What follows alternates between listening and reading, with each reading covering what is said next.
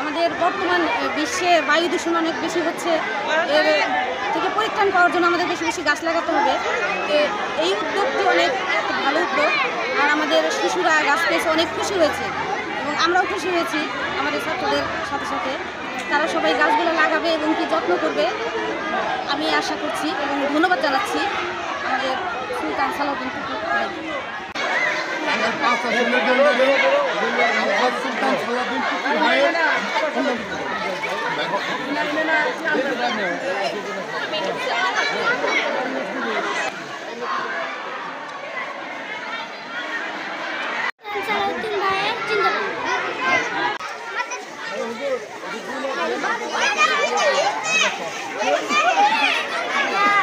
ভাইয়ের পক্ষে আজকের এই বৃক্ষরোপণ কর্মসূচির সম্মানিত প্রধান অতিথি টাঙ্গাইল পৌরসভার জনতার মেয়র জননেতা মাহমুদুল হক শানু ভাই। সুলতান সালাউদ্দিন টুকু যিনি আগামী দিনে টাঙ্গাইল সদর আসরে ধানের শীষের প্রতীক নিয়ে নির্বাচন করবেন, তার পক্ষে থেকে তোমাদের সকলকে আমরা একটি করে গাছের চারা দিব, যে গাছগুলো তোমরা সবাই রোপণ করবে এবং গাছগুলো আমাদের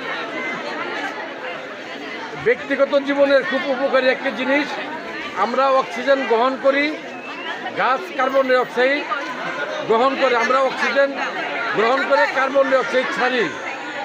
অতএব গাছ অত্যন্ত গুরুত্বপূর্ণ, গাছে ফল দেয়, ফল আমরা সবাই খাই।